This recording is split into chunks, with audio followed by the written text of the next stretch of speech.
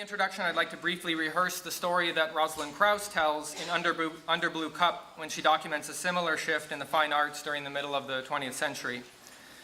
I also have a lot of text on the slides. I think I've shared some of this with you before, but I used to not like when students would put lots of text on the slides and then read it.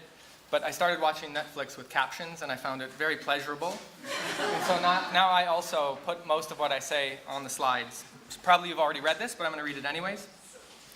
Krauss writes, "But what if it were not a material support, the materials worked by the guilds? What if it were the very foundation of representation? What if it were a logic rather than a form of matter?"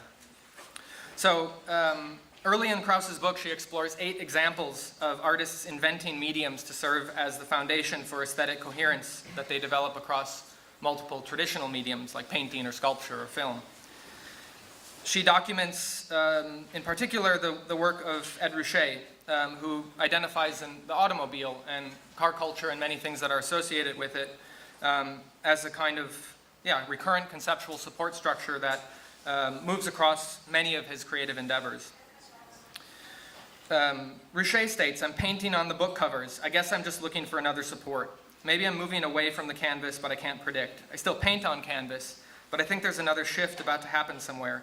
Maybe not so radical, but at least one that I know I will want to stick with."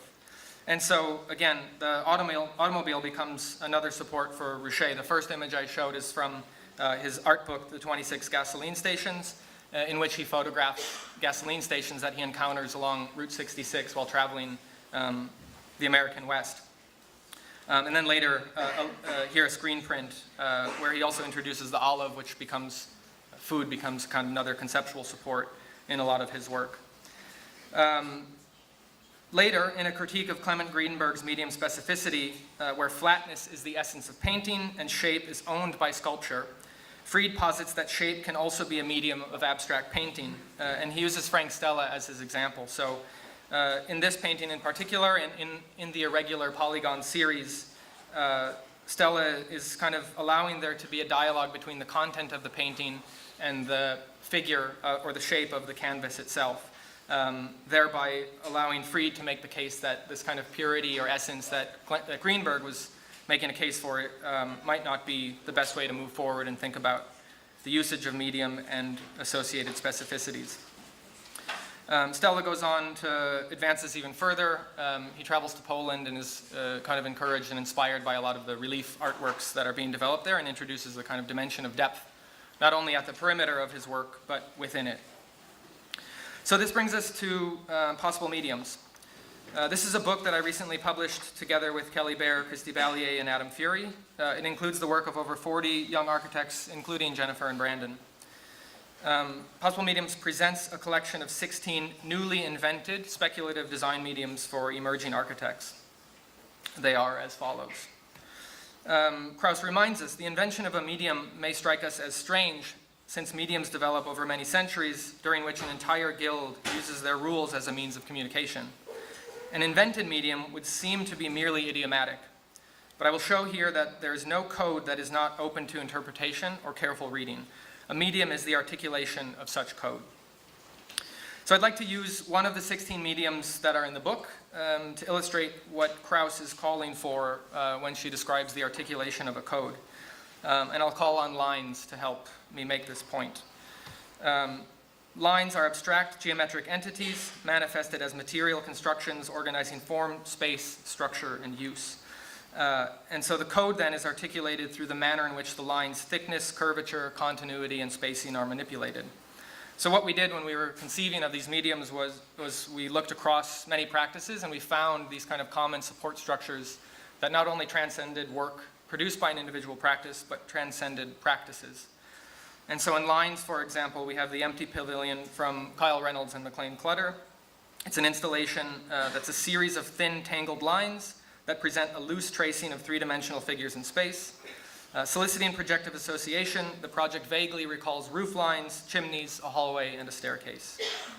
One that we may know quite well from Greg and Molly. Rounds is a continuous, closed line constructed as a thick ribbon that doubles as a place to sit or lie down. When the line lifts off the ground, it forms arched gateways to the inside of the ring. So again, between these last two, we made the case that the line is the kind of origin point, the conceptual support that's moving across these projects, and it's the manipulation of thickness, curvature, continuity, and spacing that allow, let's say, for a series of rules to sit aside of that medium to allow difference to translate across multiple practices. Lastly, Buruburu tightly stacks bundles, knots, and weaves together thick lines to produce a continuous surface that acts as both cave, space for performers, and mound, furniture for spectators. Krauss reminds us again, the artist who discovers the conventions of a new support can be said to be inventing a medium. So what we had done in that book was try to discover a latent or even a subconscious rule set that these architects were developing, knowingly or unknowingly, as a way to make a case for a more robust definition of the line as a speculative medium for designers. I think we have two architects here that we can claim to be inventing mediums. I'm going to introduce both of them. Jennifer will then present some work for about 25 to 30 minutes, or until I cut her off, right? Brandon will do the same. And then we'll have a conversation. I also want to just thank them up front for kind of customizing the, well, I hope you did this. I didn't check. Customizing the presentation to kind of engage this topic of medium, which again is something I've definitely been invested in, but I think is something that can be used to assess the work of many young offices. Jennifer is director of MAL, assistant professor at Harvard University Graduate School of Design, and director of the MArch II program at Harvard.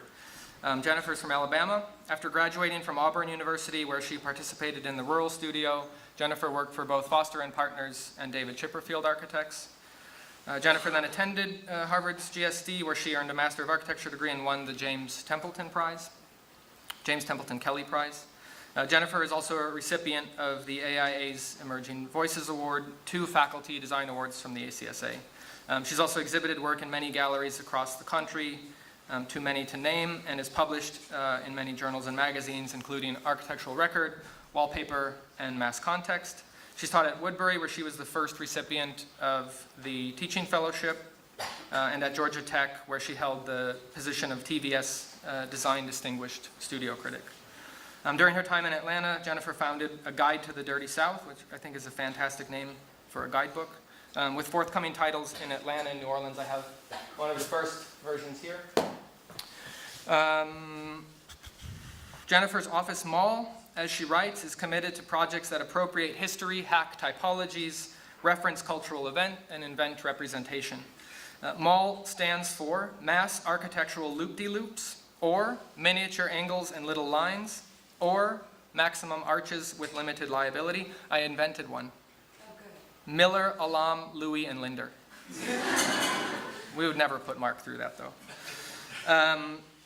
Let's welcome Jennifer for a moment.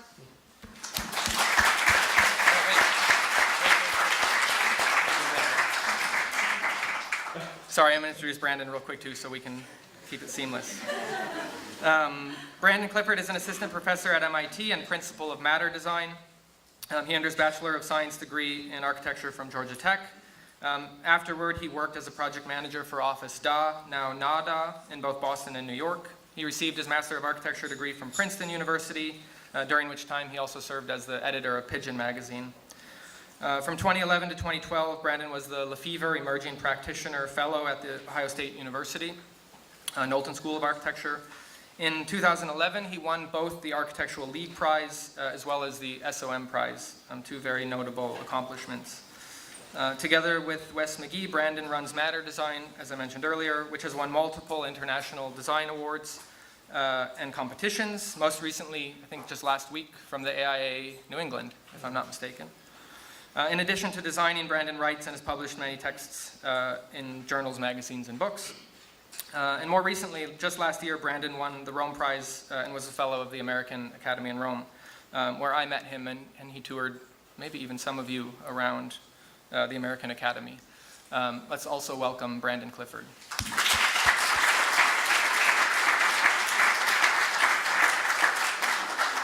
Jennifer's going to start. No, you don't need this.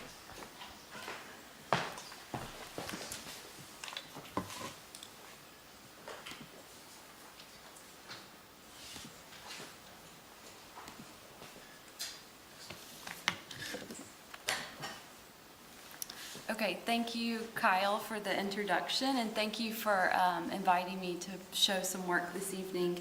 And it's good to see friends and colleagues again. I'd also like to say thank you to the students who I met with earlier in the practice session who quizzed me on practice and the architectural gossip that unfolded. Yeah, I hope it was enjoyable. This evening, I'd like to show 2 projects in 30 minutes, and yeah, there probably should be a timer. We can say that they might be framed by profiles and stacks, or how Kyle and his colleagues are thinking about the work in the latest Possible Mediums book. But we might also call it by its proper name, Domestic Hats and Best Sandwiches, which are 2 of my projects that represent the conceptual and intellectual work around questions of ordinary architecture. Not my term, but Venturi Scott Brown's, in which I see myself as part of a larger lineage. Or what we might name these projects around very specific architectural questions on the roof typology and the problem of extrusion. In both of these projects, these research questions are worked on through a series of writings, drawings, models, and displayed in exhibitions where experimentation is protected, all in an effort to kind of unpack a capital P project. I feel it's important to also state that my work often begins with a question rather than a sketch. It relates directly to popular culture, it is graphic, and it takes cues from art practice. So first up, the description of sandwich stacks. So bear with me when I try to work through these everyday sandwiches. It takes a certain amount of sandwich know-how to make an architectural stack. Traditional English tea sandwiches represent precise, orderly stacks. Cucumber and cream cheese are neatly layered to form a clean stack of ingredients between 2 pieces of white bread, only later to be served on a tiered stand. Don't forget to cut the crust off, please. In the illustrated cartoonish version of the Dagwood sandwich, large quantities of cold cuts, sliced cheese, vegetables, condiments are stacked up to an enormous pile. Warning, too big as a single bite. With even messier tendencies, the Sloppy Joe, a loose meat sandwich, combines tomato sauce and minced beef between a hamburger bun. More pile than stack, the middle layer spills out onto the plate. It's the cheap and cheerful kind. Switching back to the iconic stack, the club sandwich alternates between ingredients, cold cuts, cheese, veggie. Bread is toasted and the sandwich is quartered off into triangular pieces, underscoring its colorful section. Please hold the mayo. And finally, the grilled cheese, best described as a melted stack and often diagonally cut into 2 halves, exposing the sandwich's 2 ingredients in a B-C-B pattern, bread, cheese, bread. And I'll take cheddar cheese, of course. Clearly, the sandwich is ubiquitous in popular culture, everyone vying for the best hamburger, the best cheesesteak. But I'm interested in 3 versions of sandwich. Number 1, tendencies around its cultural obsession. Number 2, the sandwich in art practice and the work of someone like Claes Oldenburg's giant BLT or the floor burger from the 1960s. And lastly, the desire to pull the sandwich in and its stacks directly into the discipline of architecture. And my first question, what happens when you throw a picnic for architecture? Visionary architecture has had a long history of being rendered on top of recognizable grounds. In the post-war era, numerous architects depicted their utopian speculations against a backdrop of ubiquitous urban and rural landscapes. And here I'm thinking about Hans Hollein, or something like Izozaki's Clusters in the Air from 1962. Best Sandwiches has its own familiar ground plane, the picnic blanket. Its thin and its wrinkled surface connotes whimsy and delight, rather than firmness and weight. After all, the picnic blanket is a temporary ground. Once the sandwiches are consumed, the blanket can be picked up, shaken off and easily moved. The picnic blanket is not a representation of the city grid or another super surface. It is merely a picnic blanket. Color and sometimes glitter are important when making a stack. Color in combination with the deployment of many types of apertures are intentional. They promote the legibility of repeating layers. The sandwich stack offers us multiple grounds and as a result, multiple elevations. In architectural stacks, there is no longer a single ground upon which a unified figure sits. Instead, these stratified buildings propose a multiplicity of grounds, a multiplicity of figures, slicing elevations into a series of horizontal figures, versus the straightforward north, east, south, and west orientations of the past. With endless stackable combinations, sandwich architecture results in many north faces. For example, all stacked up rather than one single elevation. So this is a photograph. I was working with the food photographer Adam Detour in Boston, who artfully arranged these. This is Best Sandwiches exhibited at the Pink Comma Gallery in Boston a couple of years ago, where I was interested in replicating Mies van der Rohe's chromium-plated steel cruciform column that's seen in the Barcelona Pavilion, which was all about reflection or spatial effects. But cited in the architectural gallery, a faux chrome column made out of metallic film represents something else. First, the chrome column is chopped off, a deliberate nod to a shifting paradigm. So we're going from extrusion now to stacking. And lastly, the sandwich architecture just doesn't feel right located on a white box pedestal. It's better suited on these like metallic platters.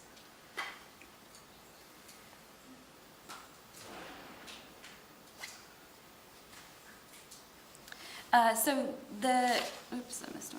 the ambition is to take the work of Best Sandwiches, and the GIF is not working.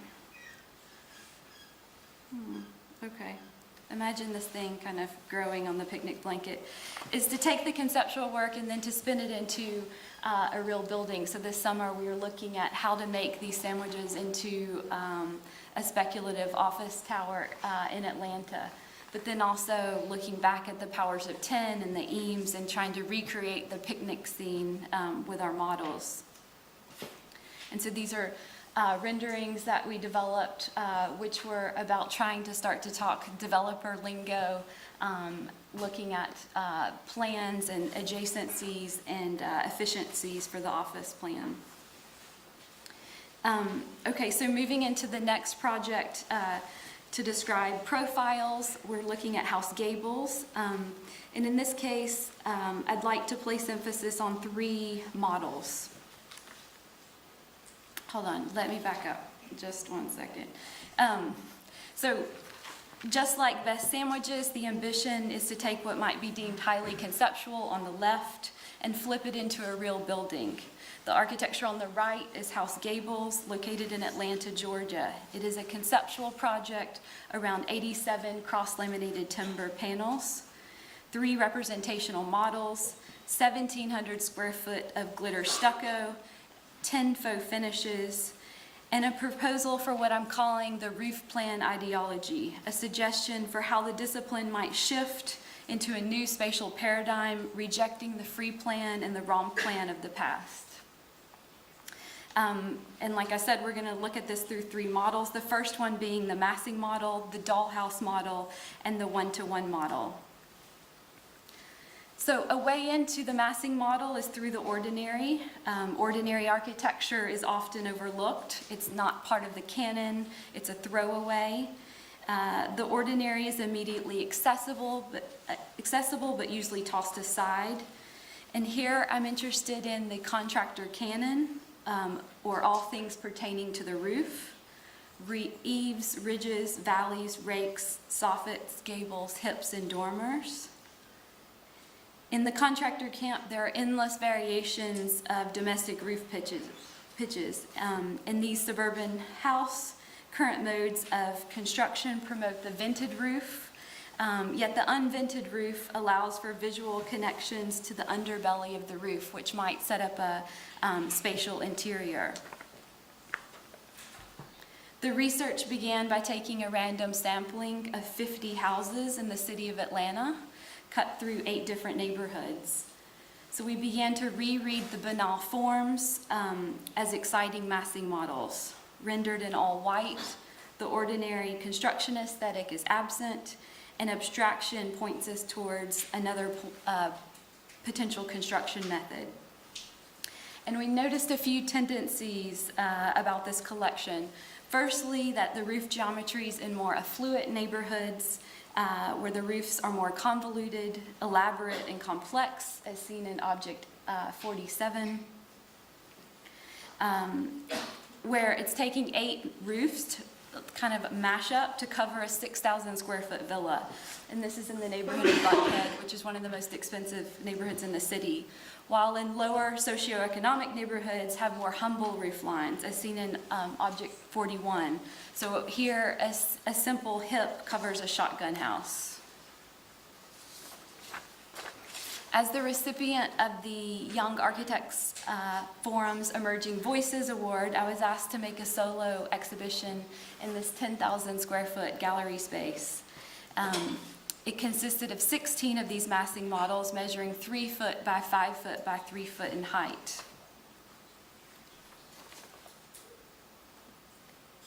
And in these next couple of slides, you can see how we've absorbed lessons learned from observing the everyday into a formal study.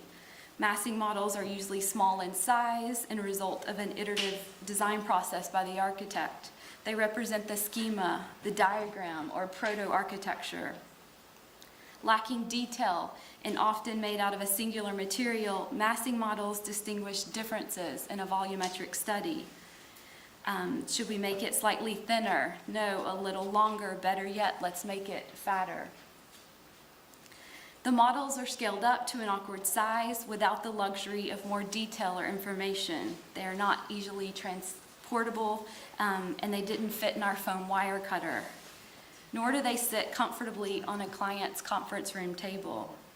Intentionally inflated, they merely represent themselves, no longer a representational stand-in for something else. So the massing models were removed from the gallery and taken out into Atlanta and displayed, dropped off in the front yards, kind of like yard art,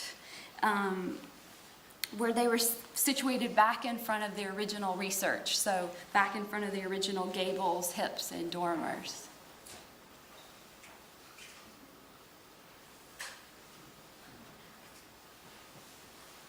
How are we looking on time? Okay. The second model is the dollhouse model.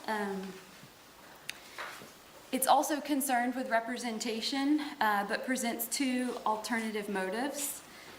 Number 1, materials, and number 2, the possibility of a new spatial paradigm, which I mentioned about the roof plan.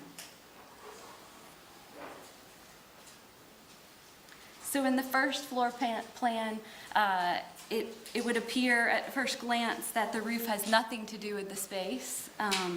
It's the overall plan dimension is 18 feet wide.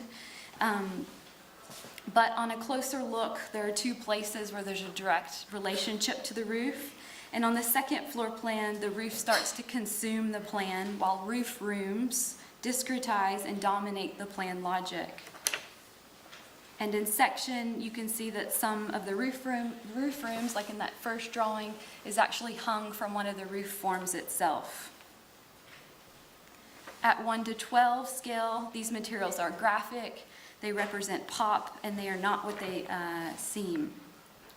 House gables starts to take on this idea of faux finishes, and it's caught somewhere between the Southern Institute of Faux Finishing, which is a real place in Brandon, Mississippi, and probably something like Mary Corse's white light paintings from 1968. And this is where she started to experiment with glass beads, which we all know is commonly used in the roadway markers, which you can get from the Department of Transportation. Sited in the American South, the project undertakes an old tradition of faux finishing. For Southerners, there's a history of not being able to afford precious materials and with a subsequent desire of faking it. And so these are some of the mock-ups we made. They're 4 feet by 4 feet, looking at how to make faux brick, and also the use of these kind of glass beads. So this is on site. This is house gables. On the right, the photograph's taken with a flash, and on the left is somewhere around dusk or sunset.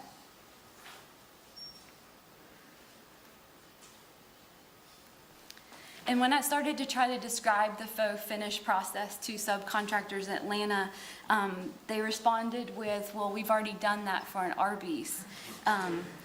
So it was a little disheartening that fake white bricks were already a thing in Atlanta, but I proceeded forward anyway, and I think the glitter is the kind of one thing that adds to it. So it ended up being a commercial product, which is like a sticker, so it's stuck on, and then the last layer of stucco is troweled over.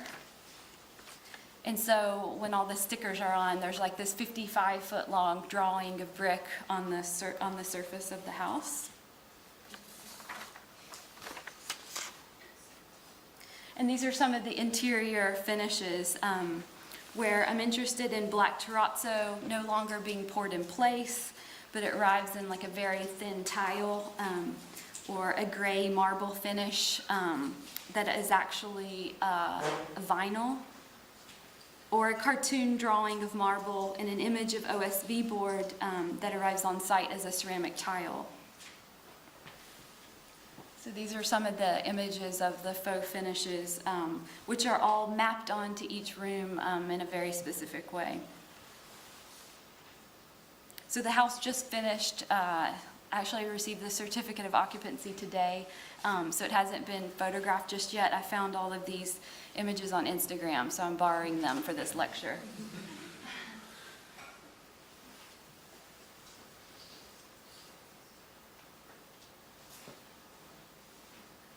And just to say something about the site before we move on to the final model, there's 4 pretty tight lots, and there's a warehouse just on the right side, and then on the other side of that is something called the Beltline, which New York Times calls a glorified sidewalk, which was a little frustrating to read. It's really an exciting new development in the city, which is driving the way people use the outdoors in a very hot and humid climate. So when trying to then transition from the domestic cats work and to mention about profiles, I think it's important to talk about how the contractor camp usually stays under 12 to 12 roof pitches, and I was interested in like exaggerating this. So we're often using 14 to 12, 17 to 12, and 19 to 12. But the project ultimately is 6 gables, all paired and rotated and configured to produce these kind of like 4 profiled elevations. So the third model is the 1-to-1 model. And here, 87 CLT panels are assembled in about 14 days' time with a 40-ton crane, with a crew of just 4 people. So this is the second house built entirely out of cross-laminated timber in the U.S. The first one is in Seattle by an architect named Susan Jones. And so I called her and found the person that assembled her project, then called, his name's Terry Ducat, called him and said, would you come assemble this house in Atlanta? I think you're the expert in the country because you've put one together before. So this was a big undertaking. Hanif Kara from Adams Kara Taylor in London was the concept engineer. There's 3 other engineers besides him. There was a group out of New Hampshire called Benson Wood who worked on design development. They then farmed out the work to a group called Fire Tower, who specializes in mass timber engineering for the calculation. And then there was an engineer in Atlanta who was designing the concrete box that and the connections of the CLT box connecting to the concrete box. And so what's super interesting to me is the way that the kind of real construction in the one-to-one model starts to remind us of any kind of model that we would build on our desks out of flat laser cut material. And so the model being assembled on site really resembles that model on our desks. This is after the first day of installation. I think they got 9 panels in within a few hours.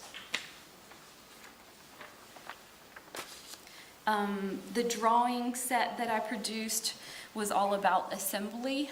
So if there's 87 panels, there's 87 drawings, kind of labeling where each panel goes.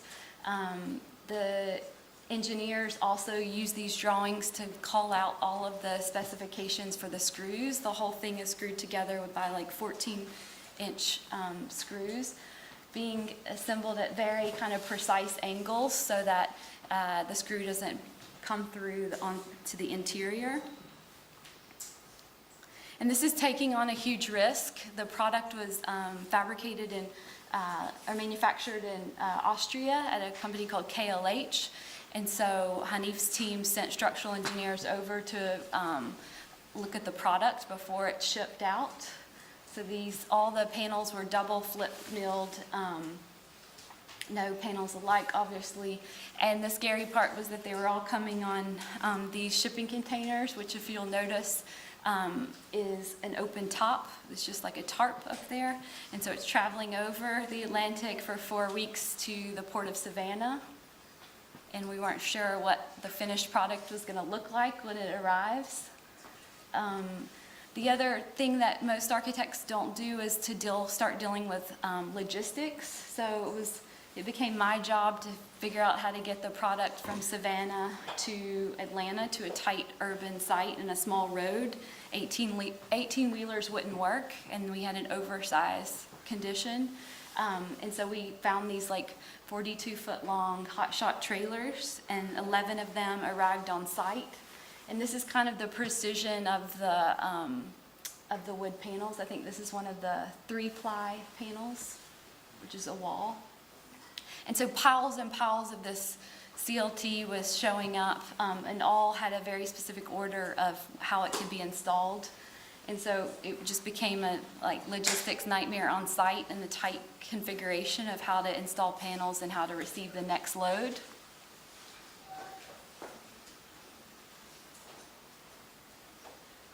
And so it really became a spectacle to see a 40-ton crane in a neighborhood assembling together a house. This is Terry in the middle, kind of installing the most heroic piece, which is 35 feet long. So the walls are made out of 3-ply CLT, the floor is made out of 7-ply, and the roof is 5-ply.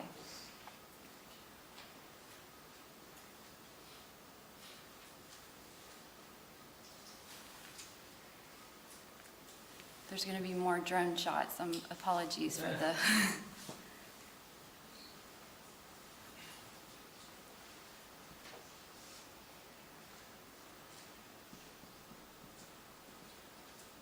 And it's a little shaky.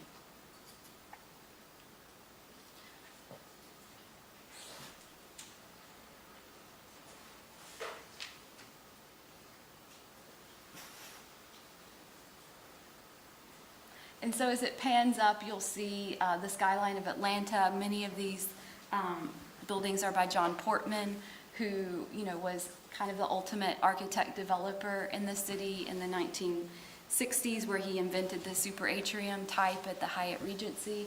And so really trying to do a development in the spirit of John Portman on a much, not at the hotel scale, but at a house scale. So when working on the ordinary and maybe profiles, and the gable being one of them, if you look directly up the slide, kind of almost in alignment is another little baby gable, not planned, but when you work on the ordinary, I think these kind of connections happen. And so I would say that this is the kind of building the one-to-one model. Just after it was assembled, we had a photographer come in and shoot the wood kind of its raw state. And this is before windows are in, and so you see like the connections of how the assembly happens. But you also can start to see how light's gonna work. And so, yeah, this is about profiles. You see like the bedroom has the perfect profile of a gable, like slid into the roof gable, which is holding it.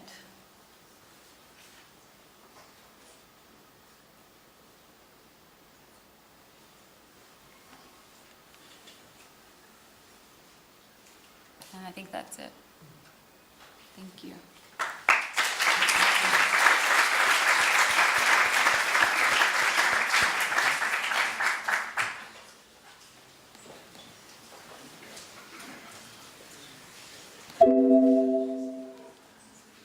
Sorry.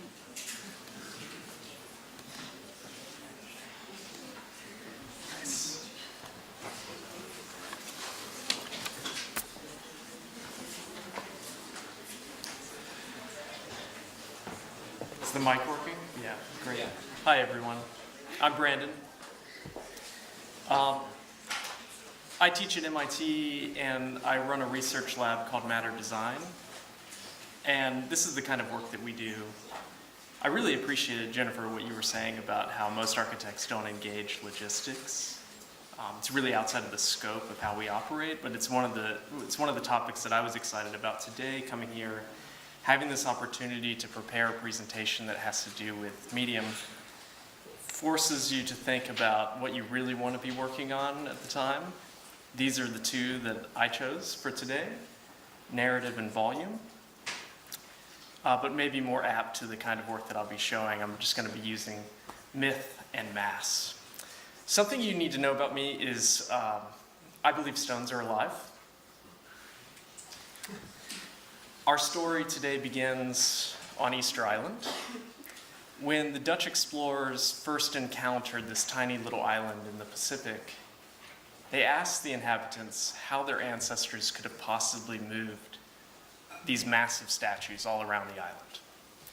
There are over 900 of these statues littered across a 14-mile wide island. And we marvel at them today. But the Rapa Nui said in response that their ancestors did not move those stones. The stones walked themselves. And I think most of you and the Dutch explorers at the time dismissed this as superstitious poppycock, stone worship.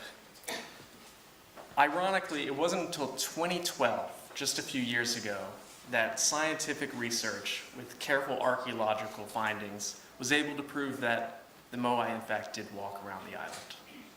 This is how they were transported. For me, this is fascinating because it means that these statues, which we conceive as artwork, static pieces of artwork that we kind of wonder at today, are in fact engineered to move. They're engineered to walk. And the memorial, which we project into these inorganic objects, the real memorial is actually the spectacle of witnessing these things parading and marching around the island. Imagine watching that happen. So, as I mentioned, I believe stones are alive, and I have a colleague at MIT named Mark Jarzenbeck. He's a historian. He also loves really big stones, really old stones, which is ironic. How do you define a stone as being old? Are they all the same age? I'm not quite sure. But we geek out, we have lunches, and we talk about big old stones. And then eventually we decided we want to teach a studio, and we want two prerequisites listed. First is you have to believe stones are alive. The second is that you have to believe that mass is beneficial and not a hindrance to design. Getting back into this way of thinking about producing architecture that is required to be transportable, that you can design something to live throughout the life cycle, from its conception through its birth and to the actual architecture itself, raising questions about whether or not we're producing spaces that hold people or producing events that provide for people. This megalith, titled the McNelly Megalith, is 16 feet long, and it's calibrated in a way that one graduate student can distribute the center of mass just enough so so that it can walk. And we have a bunch of graduate students surrounding it. Maybe in the question and answer phase, I'll talk about how this stone became drunk. But it wasn't behaving the way that it did on the way in. It's also designed to stand vertically. Every megalith around the world has two myths that surround it. One is the transportation. Megaliths are never fascinating if they exist inside a quarry. They've always been moved great distances. And the other is a myth about its conception or its erection or its assembly. Something fascinating for me about this is that we were really designing this as the end goal for the memorial. But the act of moving it and the performance was much more engaging than the static object itself, which started to raise questions for me as exactly what is it that we're designing. And by the way, this was meant as a one-off. I'm gonna do this one time with Mark, we're gonna have fun, we're gonna get some wacky students, we're gonna slip under the radar of MIT and do this studio. These are architecture graduate students, by the way. This is questionably architecture. Okay, so don't worry, I agree. Uh-oh, there we go. Here's Barack Obama. The blue stones of Stonehenge, it's said that they were floated up the River Avon, which is a quite practical way of moving stones. This is how most of the obelisks in modern, like when we look at the spectrum of European obelisks that have been co-opted from Egypt, obviously those came across the water, right? Here's one example. If the obelisk is too big, in industrial thinking, we're going to ship it the same way we ship everything else, but we're just going to cut a hole in the boat. And there have been some versions of crafting a particular vessel dedicated to the obelisk that it houses.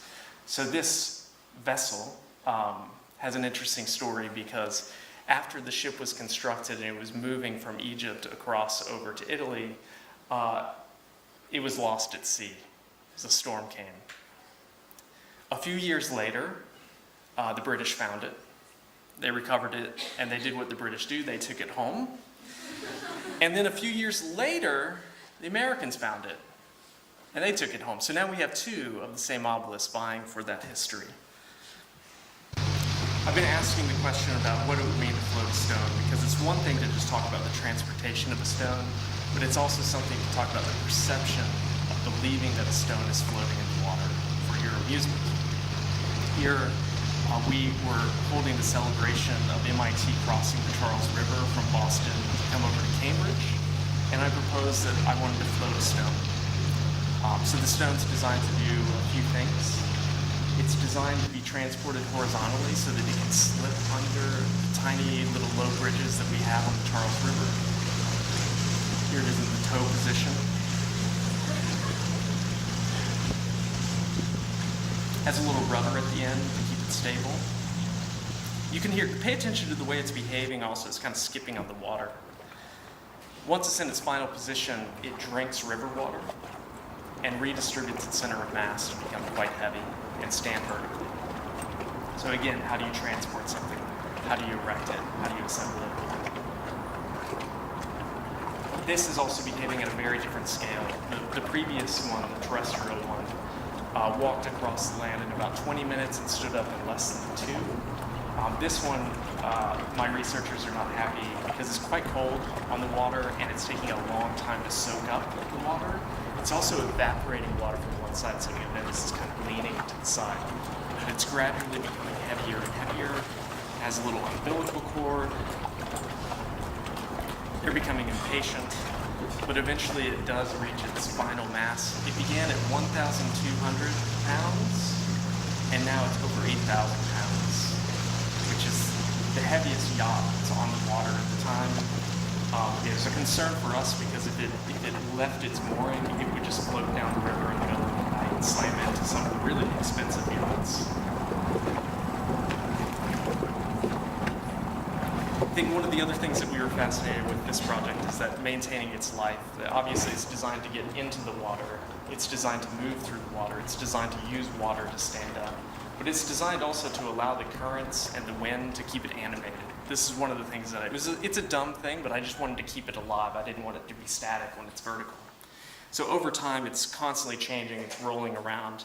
Lots of runners going by the river, coming upon this thing, kind of wondering what it is. I mean, rightfully so.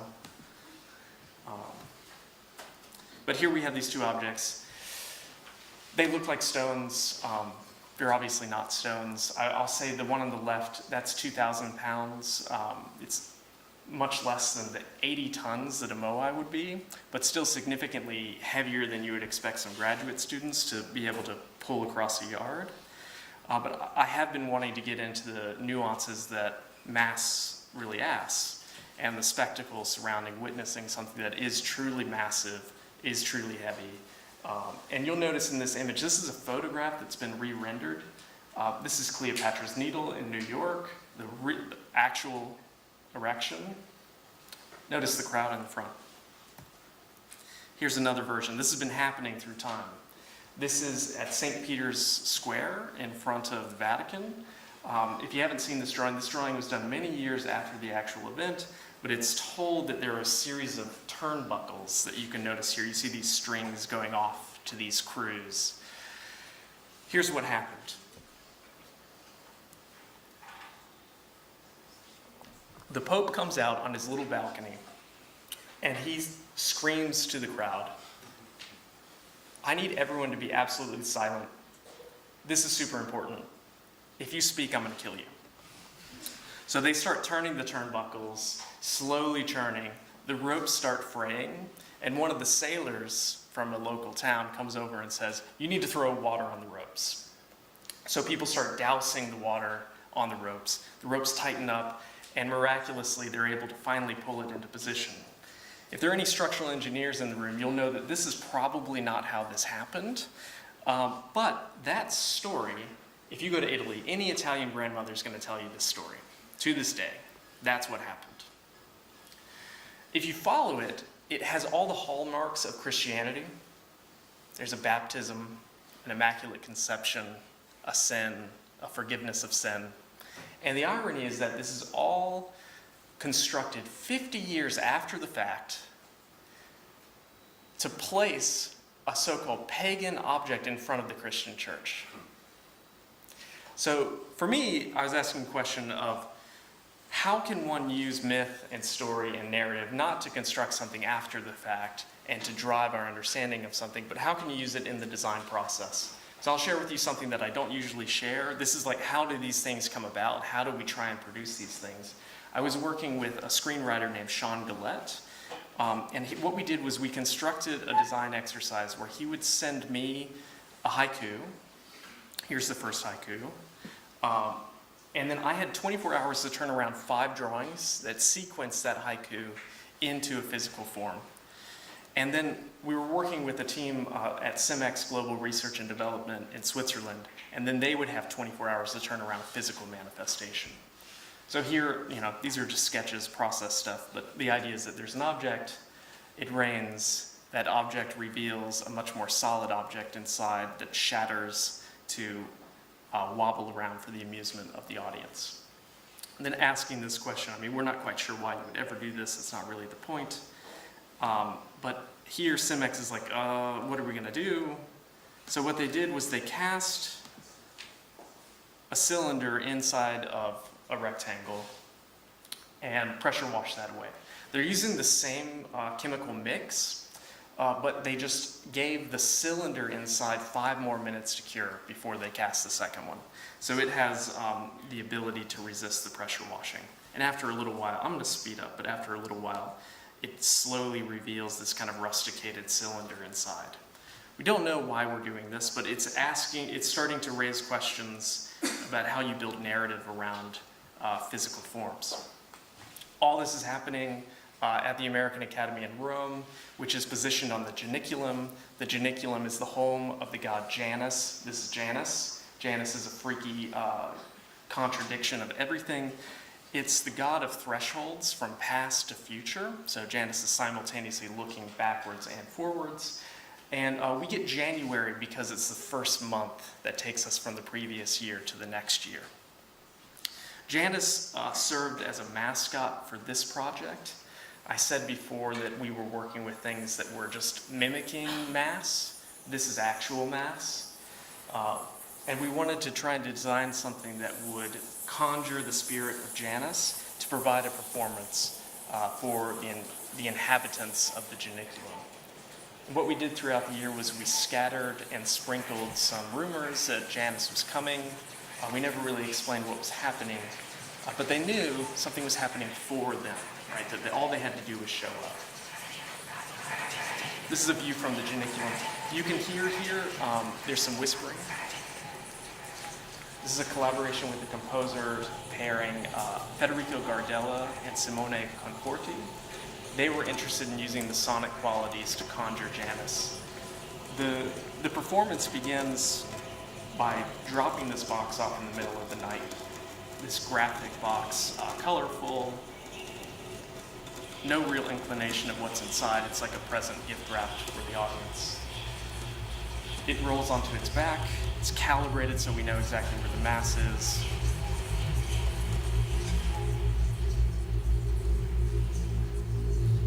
And it behaves in a very heavy manner. But as this crew from Simex is unpacking it, we're realizing that this enclosure is actually quite light, meaning whatever's inside is extremely heavy.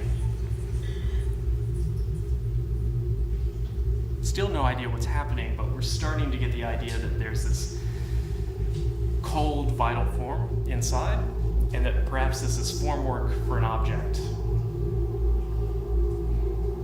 It presents itself on end, so we get this circle with inside a square. All the while, they're receiving, we sped this up, but they're receiving this sonic experience. So they're essentially at a concert.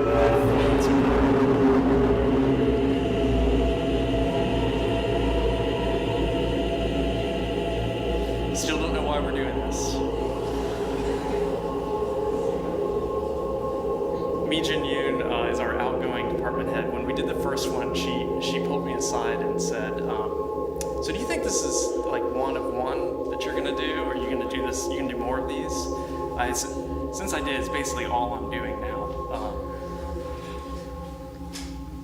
But there's something about this, is we're obviously making a practical argument about, can you cast objects that are significantly heavy, and we can calibrate it through advanced computation to ensure that it can stand itself out of the formwork, which is a significant challenge of logistics.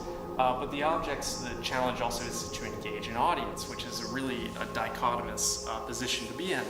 But how do you design something that can perform a practical aspect or a task while also encouraging people to engage them? So we're asking questions about scale. What does it mean for tiny children to push a gargantuan, colossal object? This is actually heavy. The other ones are somewhat heavy. This thing is scary heavy, so we're keeping their feet out. Be careful, kids. And then, on the left we have a fully grown adult. It's my wife playing with the object. She's obviously engaging it in a different way. It's the exact same object, different scale. I think we have another one. Yeah. So scale matters, the behavior matters, the character development matters relative to scale. Okay, speaking of people, the majority of the world's population is moving to urban centers, and the vast majority of the architecture that's housing those people is being cast out of concrete, which raises the question, what are we going to do with all that concrete when these buildings collapse? And I'll tell you what we do right now is we demolish that concrete and we landfill it. Because the other solution is to grind it up and only retain the aggregate, which is significantly downsampled. So like in places like Massachusetts where the well-intentioned politicians said, you cannot dispose of your building waste in our landfills. Now what the industry does is they put it on rail cars and they ship it to Ohio and they pay Ohio to do it because there's no other solution. But this is a major problem because for every body bag of rubbish you throw away a month, the building industry is throwing away 2 on your behalf. So if you're doing really well with recycling, you're making a small dent in it. Sorry, that's kind of a downer. But anyway, there are solutions. Previous civilizations have solved this problem for us. In the 1400s, Pope Nicholas V declared that the carcass of the Colosseum should be consumed to produce St. Peter's Basilica. It's an alternative way of thinking about cannibalizing our architecture in order to produce new forms. On the left is Cyclopean masonry. This is one of my favorite versions of cannibalistic architecture. The Inca happened to be really good at this, but Cyclopean masonry happens all around the world. On the right is a megalith. We've talked about megaliths. Megalith just means big stone. That's all it is. It's easy to forget that Cyclopean masonry is composed of megaliths. So now we can start to ask the question, first of all, how'd you get the stone here? And then how'd you assemble it so precisely to its neighbors? How'd you lift these other ones on top? The truth is, today there's not a crane around, like you're mentioning the crane is an amazing thing. There's not a crane today that can lift this stone in the middle. So we know that this so-called primitive civilization in South America definitely did not do this. I'm here to tell you that there was a primordial race of giants that we call Cyclops. They produced these walls, hence the term Cyclopean masonry. Polyphemus is the most well-known. He's in the Mediterranean area, but he has family members all around the world. From Easter Island through Peru, Japan, Egypt, you'll find it everywhere. What we did as a research group was we contacted these Cyclops and we requested their family recipes. We compiled that into a book that we call the Cannibal's Cookbook, and we offer that to you because it holds solutions to resolve all of these problems. We go through the tools, the techniques, and the strategies, and then we offer recipes that if you follow these algorithms, you can do this today. And I'd like to argue that there are certain advantages that we have today within the digital construct that ties us back to this civilization much better than we can tie back to modern masters, for instance. On the left is a detail of a Cyclopean masonry wall. It's cryptic, it seems stylistic, but it's not. I just want to take a moment. I'm going to go quickly. On the right here, you see this wall, it kind of swags. Right? That's because Cyclopean masons didn't work from left to right in coursings. They worked in small groups. Because the way that they paid their taxes is through tribute labor. So they would send their best mason to the Inca to construct a wall. They would begin in small groups, one starting here, and another there. And then they'd set the first stone, and then they'd lean the other stones up against it, like you would with a bookshelf without bookends. And by doing that, you're gradually building up so that they're always leaning back to the center. And then you get to these collision points, which become really quite dynamic, and you get details like this, where two groups have to merge with each other. Another important thing to understand is that they don't have metal tools. So they're using stones to hammer away at other stones, which takes a lot of time and energy. So they never quarried stones. They just selected loose rockfalls, and they would cannibalize their previous buildings. So put yourself in the mindset of this kind of mason, where on the left you've got a hole to fill. You're going to template that really quickly with wood, and then you're going to move that stone over. Think about how heavy it is again. Set it over the top, carve this bed joint, which you can see right here, and set that stone. And you'll notice there's a draft angle, always like this. If you're going to set a stone vertically, you can't set it in and slide it over. So you'll never find a vertical line. We use those vertical lines to determine the sequence of assembly and decode these walls so that we can offer these recipes. For instance, I'll just go very quickly through this one. If you begin with a pantry of 3 types of stones, one's a parallelogram in the middle, and then the other's a trapezoid, which you can also flip over. Begin in your individual groups, set those trapezoids because they're the most stable stones, and then march in with the parallelograms until you finally cap those holes with the upside down trapezoids. Each time using your search algorithm to find the stone that best approximates the hole you're trying to fill, cannibalizing the architecture that surrounds you. So we don't just preach this, we practice it ourselves. We did this experimental project in Seoul, Korea.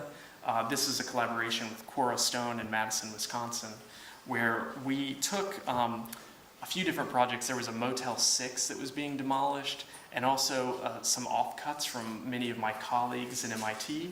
So this is a cannibalized wall running the same algorithm that I just shared with you with contemporary stones.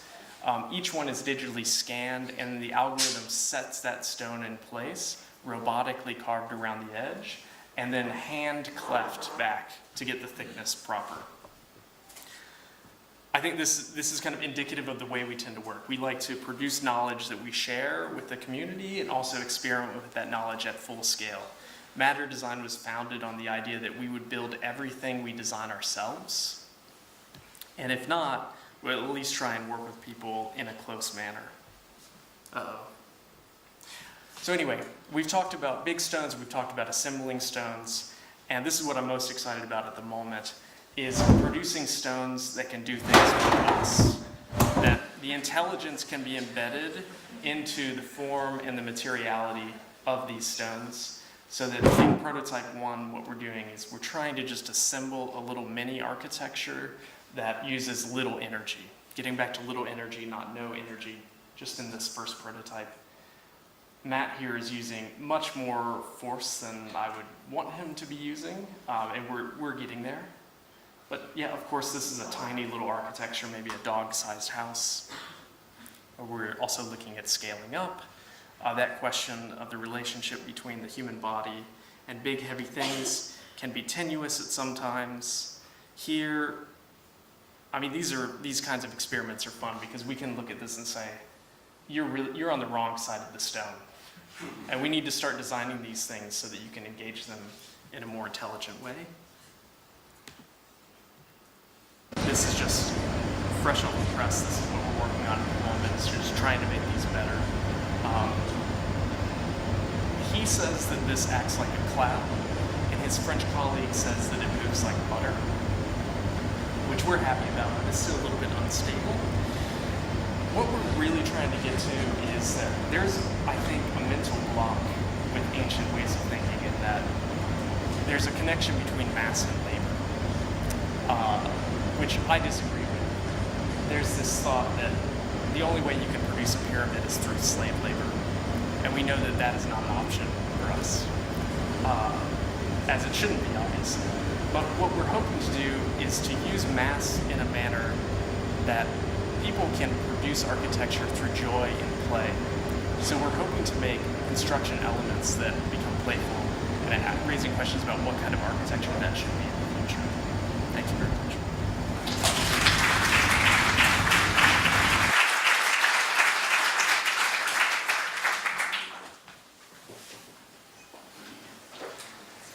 Do you want to pull up like a... Yeah, can you open that up again? You guys can see. This one? Here, I'll take care of it. Yeah, no problem.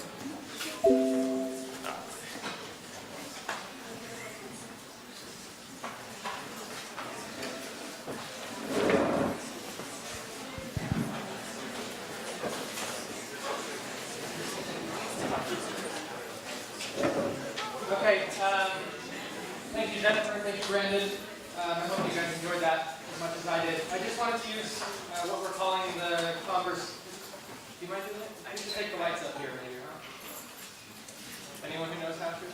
Otherwise, I'll do it while I'm speaking. Thank you, Mom. So I just wanted to use, that's one way to do it. That's fine. Better. Okay, thank you. So I wanted to use the conversation component maybe to tease out some of the differences that I see and likely that you see between the two practices, but also to maybe touch on some of the broader issues that it's likely that many of you are working on in studio at the moment. One of them being materiality. So maybe I'll just ask you both to speak a little bit more on how selection of materials, manipulation of materials, and perception of materials helps to reinforce the broader concepts, we could call them mediums, that are being developed in your practice. And maybe just to kick off, Jennifer, I understand I guess I kind of associate a certain cluster of words with your material selections. I wrote down whimsical, graphic, synthetic, and clever.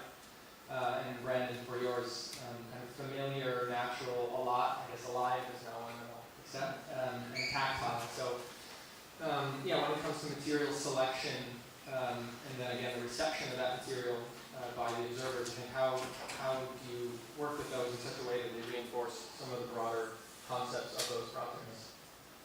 I think you're both still on. So I think both of us are kind of trying to work in a tradition, like maybe, I couldn't tell if what Brandon was saying was true or not true, or he was making stuff up. I was probably also making stuff up, but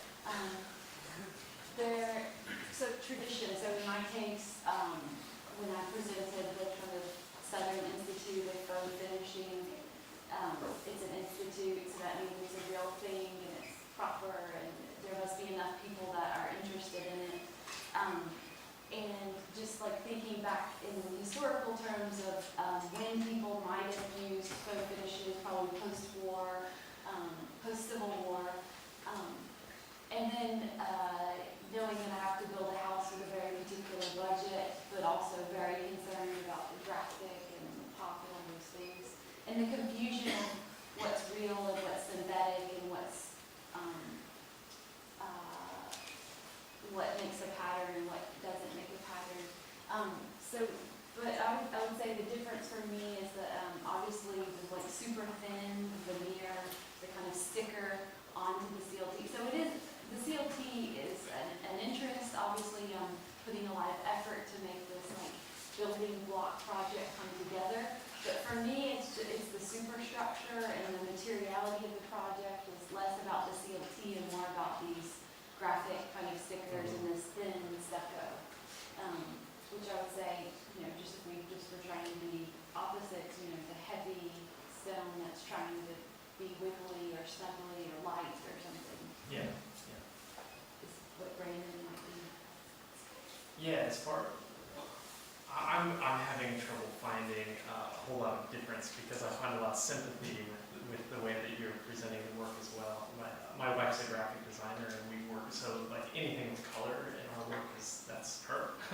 And book is her design. So for me, I've always been working with form and trying to get to working with stone because I identified when I was in graduate school that we just aren't working with stone anymore. And actually the story there was that I went to a talk that Mark Jarzenbeck gave, so he's been, I guess, immensely influential on me because he said you can track how well any civilization is doing throughout history by their ability to precisely carve stone.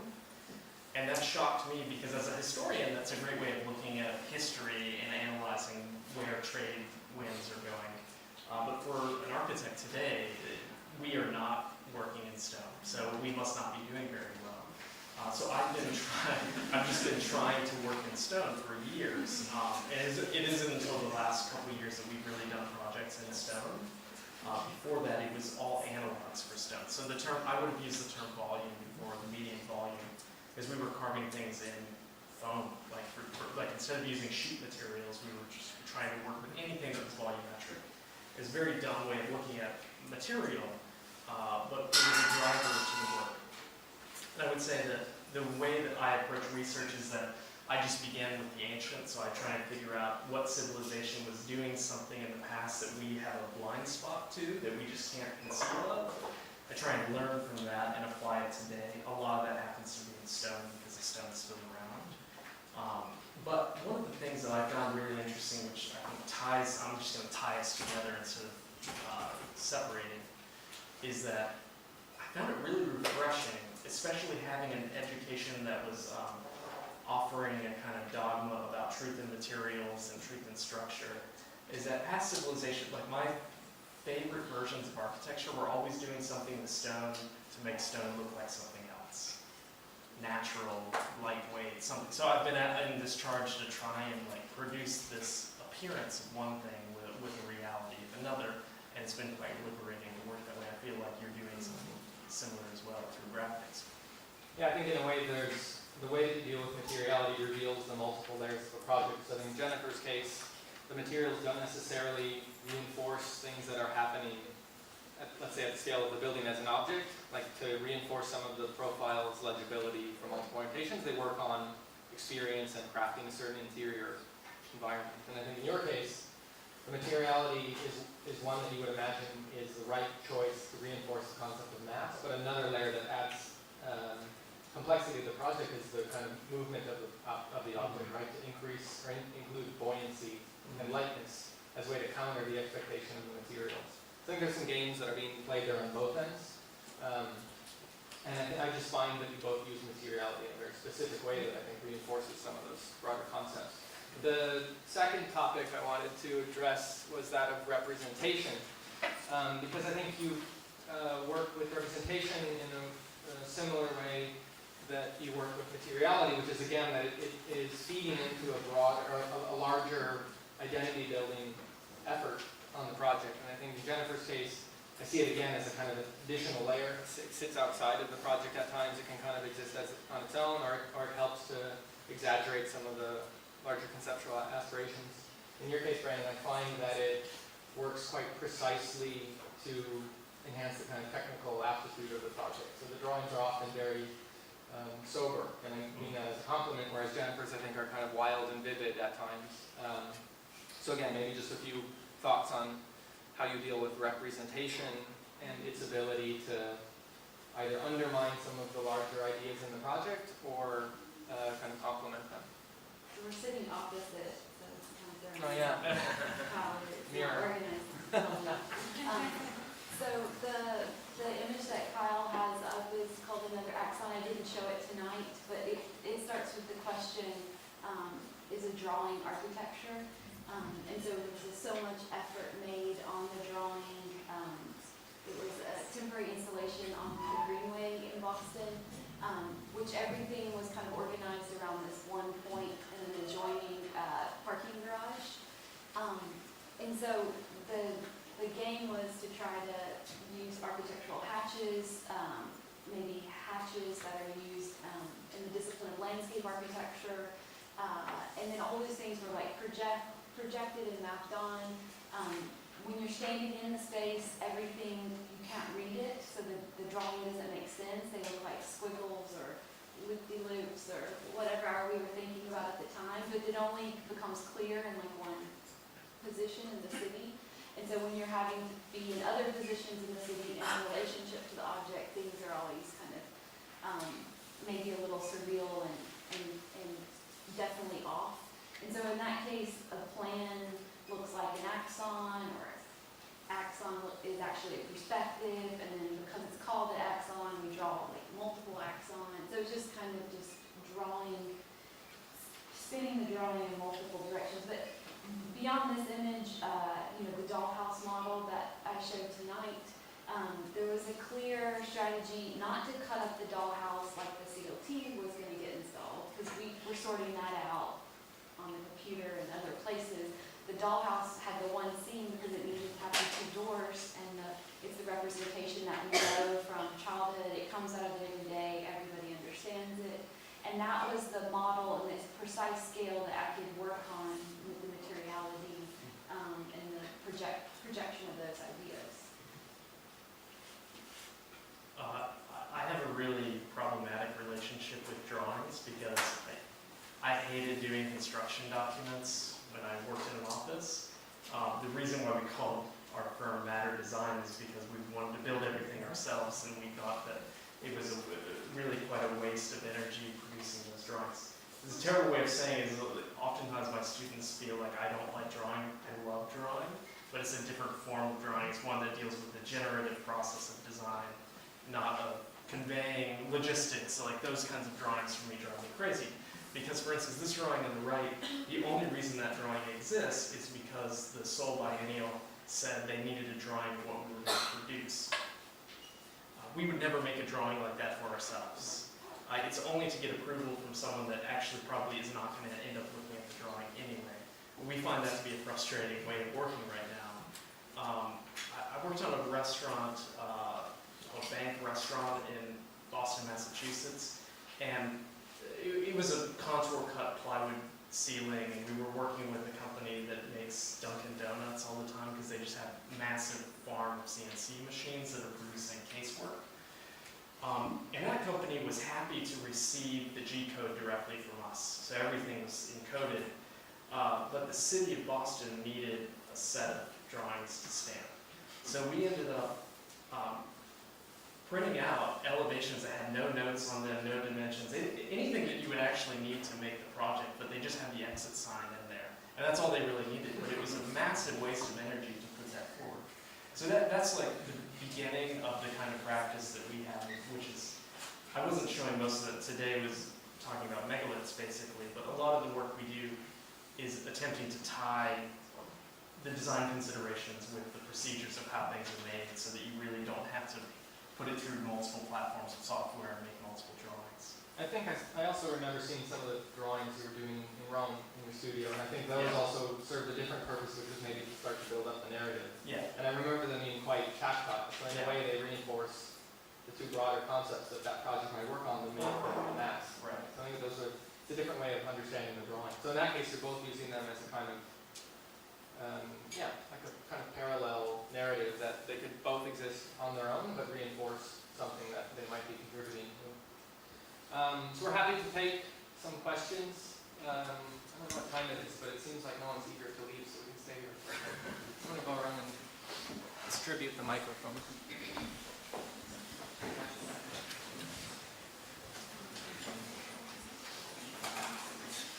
Hi, I was wondering how specifically, Professor Bonner, how you approach your use of color. It seems like everything you do is very centered in this idea of looking at things that are already done and helping you look at it in a new way, but your color seems to come up a little bit of a different place, and I was wondering if you could speak to that. Yeah, color is really hard. It's not easy, and that's why I think we all kind of default to things that look good, like white and black and maybe some grays. But I didn't get to show it tonight, but 2 years ago at the GSD, I was asked to edit our kind of annual yearbook called Platform. And I was presented with like this huge room of white and brown chipboard models. And it was like hundreds of them, and I was like, oh no, what am I going to do with this? I just felt like the school looked so dated or Bland. I just couldn't believe that all of these models, everyone made them out of the same materials. And so as editor of this book, I thought one way to kind of project color or like use it as like a projection for the school and the students is to like throw color onto them. So we can't throw pigment and like mess up their model because we get into trouble, but we can throw light. And so I was looking at the work of Barbara Caston, and she's an artist that was in the 80s using colored gels and working on kind of still life setups in her studio, and she was throwing colored light. So that really was an exciting project. I had done Best Sandwiches literally like 2 months before they asked me to be the editor. So I was already thinking about maybe still life and arranging items and thinking about food photography. Is this a photo on the bottom? So this is a rendering, not done by an architect, done by, I would say, an artist out of LA.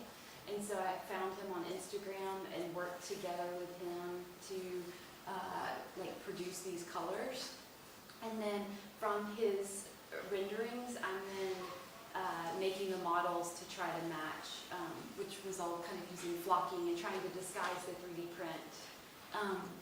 But he, which is interesting, like what versions of rendering are we working on today?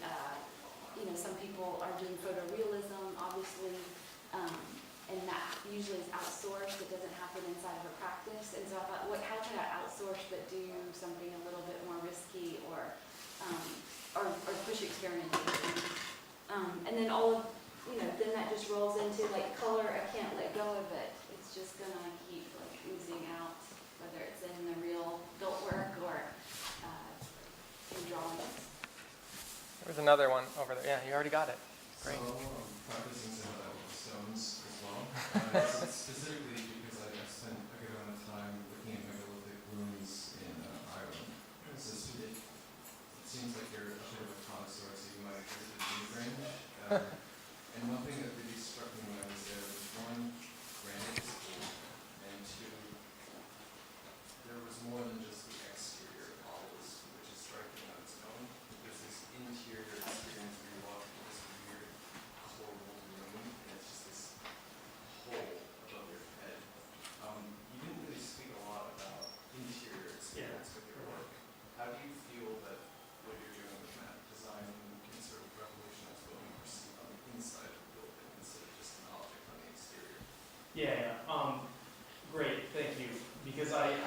represent any of the spaces. And there is a line of research that's getting at like irreducible spaces, trying to condense architecture down to the tightest possible constraint.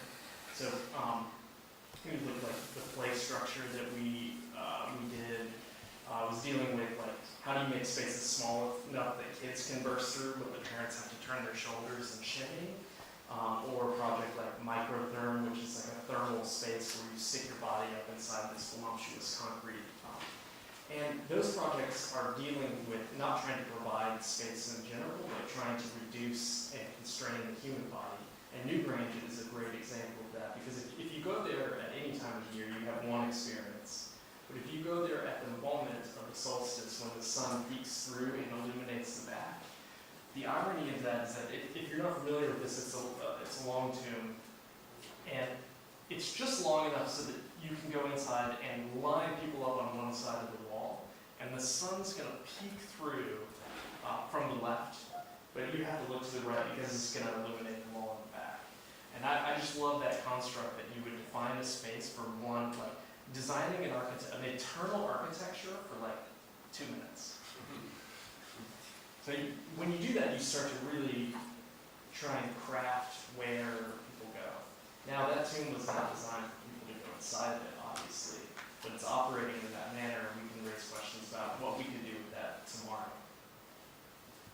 So I would say if you look at, I'm not really answering your question because I'm not showing that work, but if you look at the work we do, it's generally pretty tiny. I want to, did you know Get Smart's Code of Silence? No, you wouldn't. Is there something that comes after that? That's like the ultimate architecture for me. It's the smallest possible architecture that would house an experience of communication between two people. Are there others? Yep, back there. Can we pass it? It's going to get there. It's going to get there quicker than I will.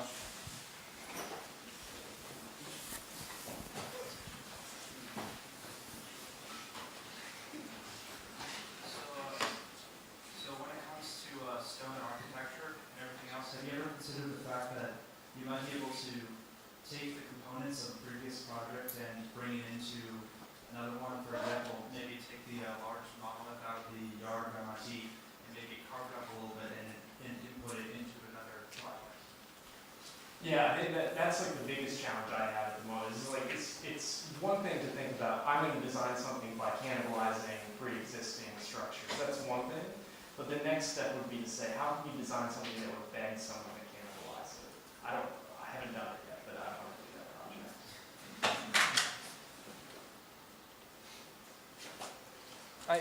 Go ahead. Here. I think there's an arm back there. Is there another one back there next? Take two first, and then we'll go there. Go ahead. It'll take a while to like. I only have, I guess, one question for Brandon and a very short question, and one question for Jennifer. Brandon has to tell us about that drunken stone, like how big. Oh yeah. And for Jennifer, I think the most shocking part of your presentation for me was when you started talking about the CLT, because I didn't expect it. It was kind of like a surprise ending. I fully expected the whole thing to be built out of stick construction and dealing with all the roof pitches and all the complex joinery that you have to do. But then when we were talking, when the question and answer with Kyle, you're talking about materiality, and you're basically focusing most of your attention on this really thin faux surface. So I wonder if those two material realities of the project have the same kind of weight for you, or do you see the surface as the thing that's most important, and the CLT is just kind of an addendum to the whole process? Yeah, so when I showed the kind of what I was saying with contractor stockpile, and you see all these like suburban houses built out of sticks, and it's the ubiquitous situation. At first, so research projects are long, and you start on them, and you ask the ordinary question, and you look at roof forms, and you look at every day, and then you start to work on in foam and in mass and profiles, and then you say, well, how do I build this? And so going through the structural, the superstructure kind of question, basically the way the the way that the gables are arranged in the final in-house gables is saying that we have to take that, you know, the cross member out. So I don't want to see this. I want to see the underbelly. And the amount of them and how they were organized couldn't be done with like pre-engineered trusses or the 2x6 or 2x8 situation that we usually have with that member still there. So I want the member gone. And so when I was working with Hanif, he said, look, we've been building with CLT in Europe and it's been happening in Canada and there's so many manufacturers in North America at the moment. You know, you can do what you want to do, but you're going to turn the 2x6 on its side and it's going to be laminated into a big panel. So it's still wood. It's just, I think, where the technology is kind of potentially heading. And then I was like he kind of sold me on it for being like, just, you know, taking a risk and like doing a case study or an experiment with it. I do like the aesthetic of the interior wood, like the soft kind of white wood. But I couldn't see it like coming all the way down to the floor and being the whole thing. And so the wainscot, the faux finishes as the wainscoting, I don't talk about it, but they're actually functional. So to get electricity up through a CLT panel that's 4 inches wide, is you have to route it in the factory, and you still have code which is saying, you know, electrical outlets are however many feet apart they need to be. And so this faux finish is like a sticker, it's covering it up. I didn't want to plug it with CLT and try to plug wood as a project. So it was about putting a different kind of wrapper down low in the room. So the CLT is 85% of the house, all exposed. Brandon, you asked a story. Yeah, so that we walk the stone one way. It's designed to like continuously roll around, so it kind of goes to one side, goes like this, and then keeps going like that. In that video, so what happened? The camera on the parade in ran out of memory. We were like, okay, we got to do it again. But we were given something like 2 hours to let the megalith stand vertically, and we had to guard it, so safety precautions with MIT. And during those 2 hours, I said, well, you guys go ahead, enjoy yourself, go have lunch. I'll just stay here with it. They went off and had lunch and had a lot to drink, apparently, and came back, and they just completely forgot how to walk it. So the video that you saw is the way back, and it really kind of wobbles. Like there were some times that they're spinning it a few times, not even walking, it's not going anywhere. We had a bunch of the classmates like trying to move these plywood sheets around. It looks like a mess, like the way that we calibrated and organized this. And I was just like behind the camera looking like this because there's nothing to do at the moment. But realizing that they're already inebriated, it's not going to get any better. And I definitely can't ask them to do it again. But I began living with the same kind of question of like, it's amazing that they projected and embodied drunkenness in the stone itself. So we kind of imagine that the stone is drunk now, even though that it's not. But I've been wanting to design something that is drunk itself, like produces the illusion that you were drunk, even if you're completely sober. So that was one of the challenges of the buoy stone, was to design something that would move at a slightly different cadence of all the other sailboats around. So the other sailboats are doing this, and this one's just, it feels like it's stable, it feels like it's not moving. But if you watch it long enough, you'll notice that the birds that sit on it and shit on it all day long are like doing this. Which gives you this illusion. And it didn't really succeed completely, but it's something I wanted to do. Chris, you had a question? Thank you to both for this really interesting conversation. This is a question for Brandon. So when you were talking about this kind of algorithmic function for kind of assembling cyclopean masonry, along with kind of this idea of little energy input for construction assembly, it kind of brought to mind to me the kind of mail order kit houses that you saw kind of the like Sears catalog or whatnot in the 20th century. I was curious if you guys have considered at all how like, potential implementation or scalability of this kind of system in the future. Yeah, one area we're trying to think about is disaster relief. because I think the connection you make to Sears is quite interesting. That Sears, to know, I mean, this was not their intention, but they were able to undo some Jim Crow laws. Because while in the South, African Americans were not able to go into Sears to buy things, they could use the mail order. So this is one of the areas that we're trying to work on, is that providing mass. I mean, I think topics of sustainability don't have to be lightweight, and the time-honored traditions of working with mass have so many benefits.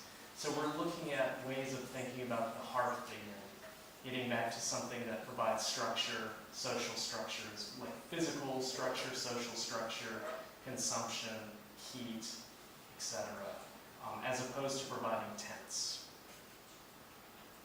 I don't think the question was for me, but like that sounds kind of exciting to think about the house gables as something that arrives on these 11 trucks and gets put together in 14 days with 4-person crew. So yeah. Mhm. I have a question for Jennifer. You mentioned that Nigeria's background were influenced you. So I was wondering how important is legibility in your work? So for the house, I think the roofs and the gables are so legible and it produces a sense of domesticity. But I wasn't really, I guess, hungry when I saw the sandwich versions. So is it important that your original object is still legible in the end product? Yeah, I mean, on the sandwiches, they kind of look like sandwiches because I tried to force it to look like a sub or a BLT or a hamburger or whatever. Oftentimes when something looks strange or cute or, I don't know, not, or funny or not really seeming like architecture, I think you might, not be hungry for it because you haven't seen enough of it yet or something. So I think if there's enough stacks, so this is like a projection, like for people to make more stacks, and I think that's what Possible Mediums is trying to do as a book, is like to say, hey, these are topics that can be worked on and interpreted by others. So I would encourage people to work on stacks and do their own interpretation of kind of potentially sandwich stacks. Your question about the house, yes, so if you're working on the ordinary, you're taking something as recognizable as the gable, but then you're also distorting it, tweaking it, and hacking it, and trying to make it strange. You know, to be honest, when people see the house, they're like, I've never seen something, you know, they think it's like so foreign. And for me, I'm trying to like literally do the thing they know. And so it's kind of surprising to hear that this thing then becomes so foreign when the starting place is so familiar. I can confirm that Jennifer likes sandwiches. She had a grilled cheese today for lunch. With tomato. With tomato. Was it good? Okay. You were going to say something, I Brandon? think that you're making new things out of familiar territory, which is an uncomfortable zone for people to be in because they notice something, like they feel something when they see it, but they don't recognize it in the foreground of their head. So the legibility question, I think, is a really good one because you live in this friction zone between the two, and I think that probably conjures the response, I've never seen anything like this before. When you're like, really? You haven't? It's all about finding that sweet spot of double coating, comfortably in between. Yeah, one thing, I mean, I'm just going to say something because I wanted to say it. One thing I was seeing in both of the works was specifically in the rocks and towards the end where they were kind of snuggling together and becoming friends and walking into each other. And then in my case, the yard art where it was like dropped off. There's something about trying to make architecture cute or Accessible also, right? accessible, humor. I mean, I think Venturi and Scott Brown said things can be fun. I mean, they didn't say this, but they gave humor in architecture could also be intellectual. And I think, you know, there was a lot of laughter when Brandon was presenting today. So I think humor is... I mean, I was being dead serious. I didn't understand. In a kind of deadpan way, and we're trying to make it intellectual, and that doesn't always happen, Are there any last questions?